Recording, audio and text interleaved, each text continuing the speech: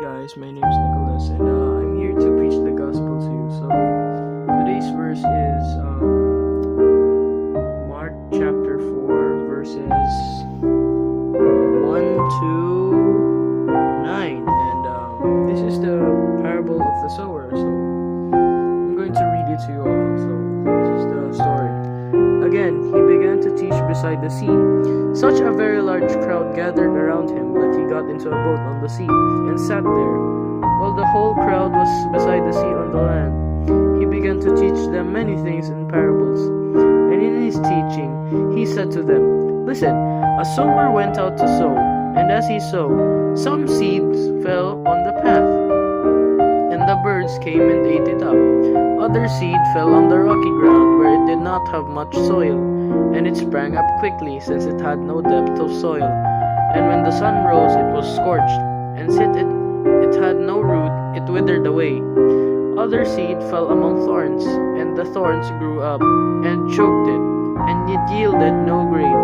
Other seed fell into good soil, and brought forth grain, growing up, increasing, and yielding 30 and 60 and 100-fold. And he said, Let anyone with ears hear." This verse explains on how you interpret the Word of God, or how you understand it, how you use it in your daily life. And so the bird is Satan, which immediately comes to you when you hear the Word of God. And like the stone ground is like you don't really hear it, like you don't even try and understand it, you just whatever, and then that's it. But when it lands on the thorns, you try and understand it, you understand it, right? Yeah, that's good. But you are distracted by worldly things, you choose things over God, like rolling on TikTok,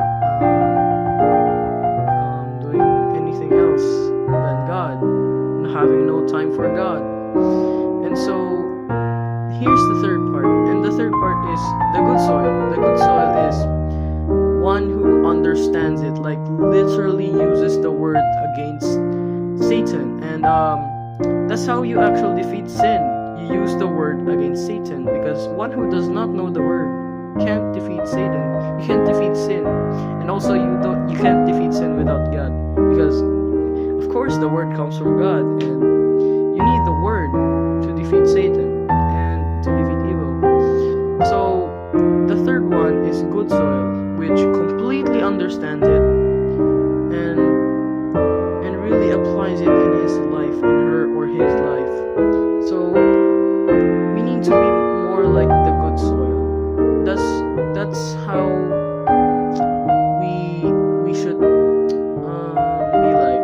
Because imagine that Jesus is the gardener, or the preacher is the gardener, and he scatters seeds all around, and the birds, they saw it and like, oh, it's the seeds, it's delicious, and then the birds try and pick it up.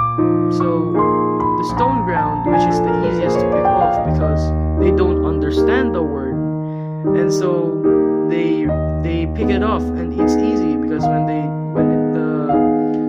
time of trouble comes, they don't know how to defend themselves, like how to do this, how to do that.